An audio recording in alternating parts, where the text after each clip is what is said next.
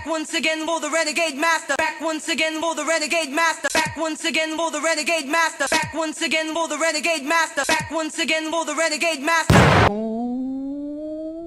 Hello my renegades and welcome back. And what are we going to get into? We are going to get into the next episode of Love is Blind season 5. We're looking at episode 2. Oh Lord, it's the gift that keeps on giving, isn't it, with this one?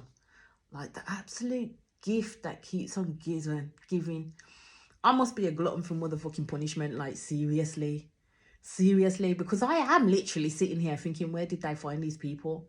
Like, where did they find these unstable people? Anyway, before we get into it, let's just hit that subscribe button, hit that notification button, because come on, you used to be watching my videos. I need people to start subscribing. I really need to speak to more people. I really need to hear people's views and ideas on the shit that's going down right about now. So come in, hit the subscribe button, hit the notification button so when you know I'm on and doing videos. I'm an approachable person. Maybe a little bit crazy, but you know, approachable person. So then in this episode we see Lydia goes back to Milton. Are we surprised? That this girl goes back to Milton? I mean, she just got given the old heave-ho from Izzy. So she goes back to the tried and tested Milton because she knows Milton wants her. But the thing of it is she should have chose Milton from the get-go. That's what I'm saying about Lydia. She should have chose Milton from the get-go. But we can see that this woman is a clinger, and I want to call her clinger stage 4.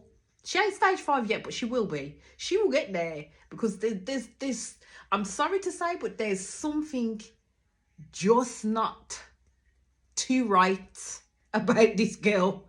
There's something just not too right about this girl. So basically, she's still blarting and moaning about the Izzy situation, and she's saying that he didn't give her a reason. He did, though. He did give her a reason. What does no chemistry mean to people? Answers on a postcard, answers in the comments, however which way you want to put it. What does no chemistry mean to people? Because my thing is if you're bantering, if you're chatting, yeah, because she didn't even have that much banter with Izzy, so I don't understand how she caught for this man so quick when he wasn't giving her the same type of feeling that she was giving him. And this is where I said in my last episode, the woman did not pick up on the cues that were being thrown out to her. She didn't pick up on them at all. Because my thing is if the sense of sight in terms of, I can't see you in front of me when you're talking to me. I can't see your facial expressions when you're talking to me. I can't tell whether you're feeling me when you're talking to me. If that physical entity has disappeared from me, then best believe my fucking ears will be on point. My ears will be on point because they're the aides that's gonna tell me whether you're playing bullshit or not. And the fact that she really did not listen to no cues in the way that this man was speaking and his inflections tells you a lot. Like, seriously tells you a lot. This girl ain't all there. Like, seriously, this girl ain't all there. And we all know that Milton wants Lydia. Lydia is Milton's only choice. Basically, Milton is Lydia's only choice because the only person that understands Milton is Lydia, because they literally have the same interests. The only person, again, that understands Milton is Lydia. So that's why she is Milton's only choice. So, of course, he's still going to be interested in her. All I'm going to say on that is I don't understand her. I just don't understand the Lydia at all, because she's had a man there that was with her from day one, that she could understand and he could understand her, and they could nerd out together, and she decided to go that away. Did not work out though. You get Taylor and JP getting all emotion and talking a little bit more about their backgrounds, and JP basically has trauma in terms of how his mother had behaved with him and his siblings when they were younger. Well, not so much JP, but definitely his older sisters when they were younger, and he had to comfort them because she was quite physically quite physically and emotionally and mentally abusive towards his siblings, and there was nothing that he could do, was he was too young. Now my thing is okay, he said this, and Tyler is offering him words of comfort. I think it was like a little bit placid in terms of how she was offering him comfort, because I know that he says that now he's on good terms with his mom and she's a good person and yada yada yada.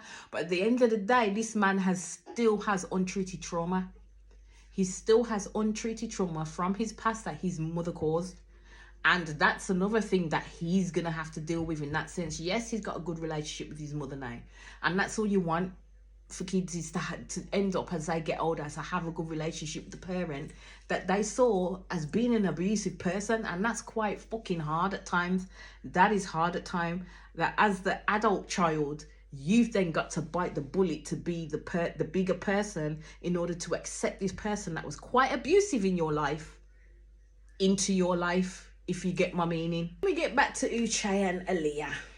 The Uche and Aaliyah fucking story, where he literally, yes, as I said from the last episode that I talked about, he made valid questions. He made valid points in talking to her. But in the way in which he did it, he was grilling her, and she was open and honest with him. Can't fault Aaliyah for that. She was open and honest with him, but it came off judgy. It did come off judgy. That's where I'll agree with Aaliyah. It came off very, very, very, very judgy. And I always say those in glass houses should not throw stones, because we will come to that in a minute. Those in glass houses, Uche, should not throw stones, especially when your shit stinks bigger than Aaliyah's. If you get what I mean, and if you've been watching this, then you know exactly what I mean and what I'm going to be coming up to. But anyway, Aaliyah and Uche have the chat, and basically he wanted to apologize to her and basically say that, you know, everyone has a past, and he realized that her past shouldn't have affected him the way it did, and the only reason why it affected him the way it did is because of how he was treated in the past by exes. Now Aaliyah's not them people. Aaliyah is not them people, so he should, yes, he asked the valid questions, as I said, he asked the valid questions, but as again, he was being judgmental when he was asking those questions, because at the end of the day, if it was him in that position, Aaliyah guaranteed probably would not have treated him the way that he treated her at the end of the day. So basically, I would say it's a positive for them two at this point. He owned up to his issues. He owned up to what had happened in the past. And he did try, he looked at what she did as a positive, because at the end of the day, she didn't have to tell this man shit. Like, she didn't have to tell him nothing. When he turned around and said, have you cheated? She could have said, yes, it was many moons ago within that relationship, and I ain't really going to go harping on back on it. So I would prefer not to answer any more questions about it. But she didn't. She answered all his questions. So at the end of the day, Aaliyah did what she did to be right by herself. Yes, it was murky. Yes, it was messy. But she did what she did at the end of the day. And Uche needed to get over it, because it didn't impact him in the slightest. It did not impact him in the slightest. It was 2.5 fucking years ago. She's moved on from then. She's not a recent cheater the way he called her a recent cheater. She was not a recent cheater. In my book, she ain't. She wasn't at the end of the day. End of that whole discussion, they decided that they wanted each other and they wanted to make a go of it. So Stacey likes Izzy, and I think he likes her too. But he also likes Johnny. As we know, we see this situation start to play out. And basically, I think with Johnny, he just believed Johnny. Not with fucking Johnny, with freaking Izzy. He believes Stacey was not vulnerable enough. Now, there's patterns to Izzy. There's patterns to Izzy and his behaviours. He's rude as fuck. That's all I'm going to say right now. But he is rude as hell. Like, I thought, okay, there's a situation with Lydia that he didn't really like, you know, he didn't click with her. There wasn't chemistry, Okay, so that's why he's behaving the way that he's behaving. By being non-committal and not really being talkative and leaving at the end of the day. But then the shit that he did with Johnny, I would say was fucked up. Definitely fucked up. Because all I'm gonna say is, because I will get onto the talking points when it comes to Izzy, but with Izzy, all I'm gonna say is, from what I've seen, this man says he wants someone who is emotionally in tune and emotionally mature, and wants someone who is vulnerable and be able to be vulnerable with him because he's scared of abandonment. But then when he gets that person to open up and be actually vulnerable with him, he acts like a motherfucking bull. He acts like a motherfucking shit. He shuts down completely. It's kind of like, well, I've done my conquest with you. I've done my conquest with you. I just need to find one thing that will make me not like you and switch me off from you, and then I'll move on to the next. Because my thing is from the beginning, I will say, and I'll put myself on a limb with this one, with Izzy. From the beginning, he likes Stacey. Yes, he formed connections with Lydia and with Johnny, but his mind was firmly focused on Stacey. But he was playing a bullshit game where he was probably weeding out the shit, but then he was kind of liking Johnny in that sense. But when she got too vulnerable with him, he didn't like it, because he didn't know how to deal with it. He didn't know how to respond with it. And to me, that is not emotionally mature type of person. We go to like situations moving between Chris and Johnny. Now, Chris is feeling Johnny, and Johnny knows Chris is feeling Johnny. So he basically, after his conversation, he turns around and says that he loves this girl, like he's falling in love with this girl, and he makes that known. Now, she does not commit to that. She does not commit to his feelings in regards to that. She's just like, oh, that's nice, or that's sweet, and da-da-da-da-da. And like, he comments, well, you're always saying that I'm sweet. And she's like, because you are. But my thing is she needed to be honest at that point with Chris. She needed to be honest at that point with Chris to let him know where her feelings lay. Because at the end of the day, the impression that I got when I watched them two together, and she turned around and she said that she was going to be honest with Chris in that she sees a future with him, I was like, so Izzy's gone then? Like, she's not thinking about Izzy, she's wanting Chris. Because this shit confused me. All of these people confused the fuck out of me. Like, as again, from the beginning, I'm like, where did I find these people from? Because these people ain't stable. These people are not stable. Seriously? Are any of them emotionally intelligent? If I was in there, would I marry any of them or ask them to marry me? No, fucking wouldn't. No, wouldn't. I'll be like, get me the hell out of here. I don't know what fucking house you put me in, but I don't want to be here no more. Call me an Uber is what I would say. Dial that number and call me an Uber. Get me out. Don't want to be here no more, because these people are not righted. Like, they're really not righted. And as I said, Johnny should have told Chris from the get-go that she ain't feeling him like that, but she didn't. As of course, we see Izzy talking to Johnny, because Johnny says that she has that crush mentality on Izzy, basically. So Izzy opens up a little bit more and talks about the fact that, you know, he grew up as a Jehovah's Witness and then found out that his dad from his cousin wasn't actually his dad, and how that blew his world apart. And Johnny was there for him in terms of his vulnerability when he opened up to her, and she was there comforting him, saying all the right words. And Izzy was basically saying that he was so into her and he wants her to be certain, because he's already aware that Izzy was forming a connection with Chris, and Chris was really into Izzy. Now, my thing is this is where I keep saying it's the jealousy and the game playing is a bitch in this place. Like, honestly, not even to say you may pick that person, but what it is you want that person to be solely thinking of you and not nobody else. You may not even pick that person. You may end up breaking the heart of that person. But as long as you've destroyed that relationship, you know there's no going back for that person at the end of the day. And this is the game that Izzy is playing. Someone can come in and correct me if I'm wrong, but this is the game that Izzy is playing, in the way that he is literally going about and fucking playing with people's emotions up in this place. I don't even think his vulnerability was fucking for real, to be fair.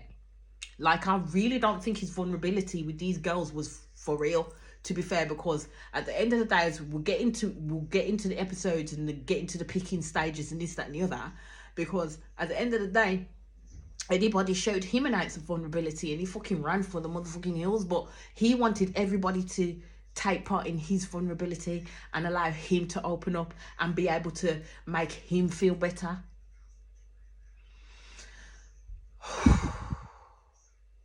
I'm gonna say again, this season is gonna be a fucking mind doer. So be prepared for this. Literally is gonna be a mind doer. See JP and Taylor. Now we know JP is gonna ask Taylor to marry him, and like, do I really need to go through the whole thing? No, I don't. She said yes. She said yes. So let's go on to the next. And then we get back to Chris and Johnny, because Chris was at the precipice of asking Johnny to marry him. That's where Chris was. Chris was sure in his decision that he wanted Johnny to marry him. But Johnny was not been sure in her decision, because this girl was fiending for Izzy at the end of the day. The game playing Izzy at the end of the day, because that's how I see it. That is how I see it. So basically, she was basically saying that she liked him a lot, and then she ended up ending things with him at their date, basically saying that she has an emotional connection stronger with someone else. And basically she chose Izzy over Chris. And all I said is, you're going to come to regret that decision.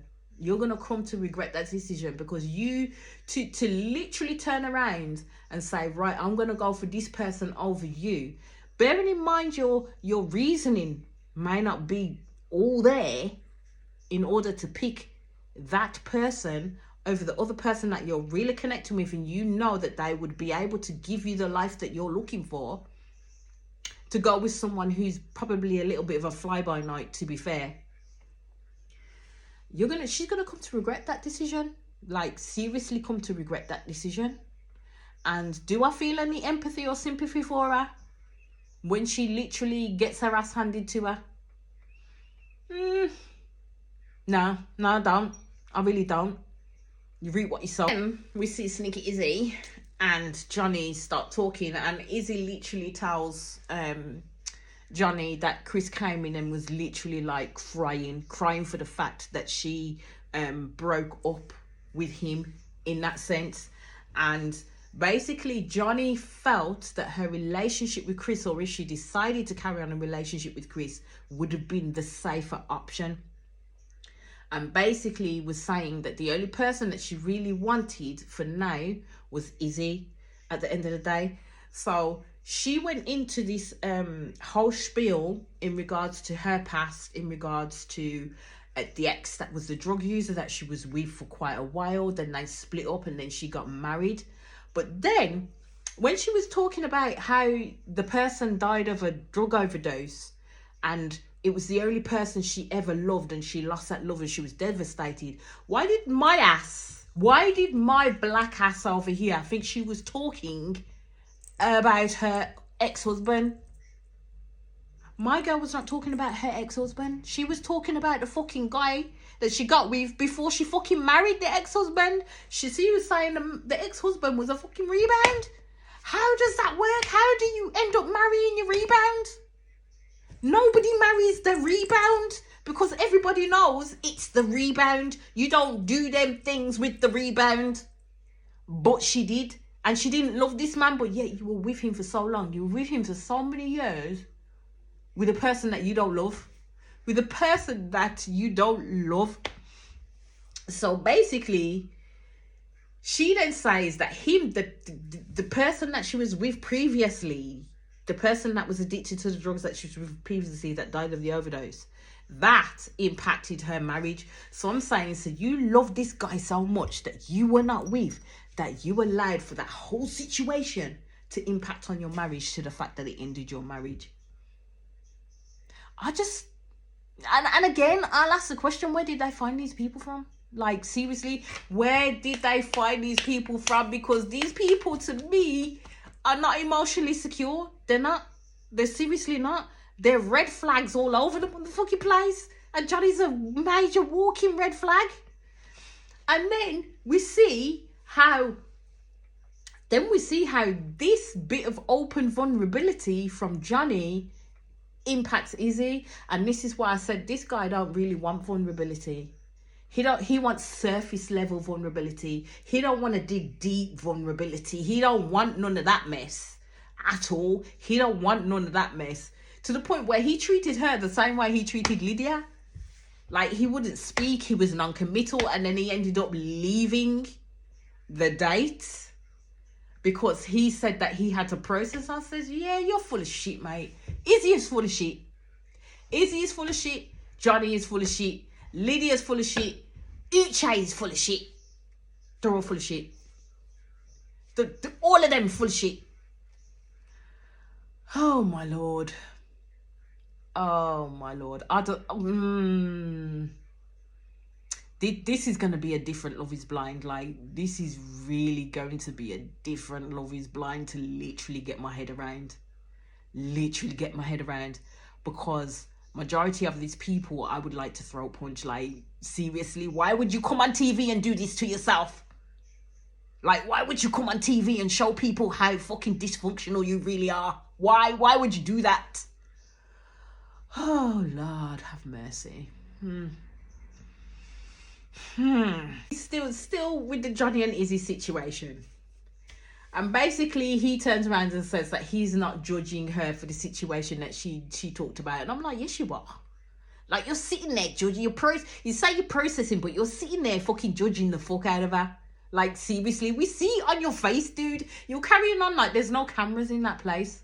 We see your facial expressions, and your facial expressions are telling us you don't give a shit. You really don't care about this girl. She went vulnerable, but went too motherfucking vulnerable. That's how we see it. And then she absolutely says that she's falling in love with him and that there's still things to learn about each other. And at that point, I was like, Johnny, don't beg him. Like, seriously, don't beg him, because you overthrew a good dude saying that, you know, he's the type of guy that you would normally, like, run after, and you didn't want something safe. You wanted something a little bit more in regards to Izzy. But Izzy's not, right now, is not giving you what you thought was a sure thing at the end of the day. So I was like, don't beg him. Don't beg him, because he's going to make his decision either way. And as he was sitting there, that man had already made his decision here that he was going to pick Stacey at the end of the day. It was clear as day. Like, seriously, it was clear as day what he was going to do, because I saw the pattern that he was doing and the games that he was playing. And this episode ends on a cliffhanger, because it ends on JP and Taylor just about to meet for the first time, in terms of him asking her to marry her and her accepting that ring. And as I say, I will be back with the next episode. Yes, I will. So please hit that subscribe button. I'm sick of saying all the time. Come on. Please hit that subscribe button. Hit that notification button. And I'll be back to you very soon. Peace out.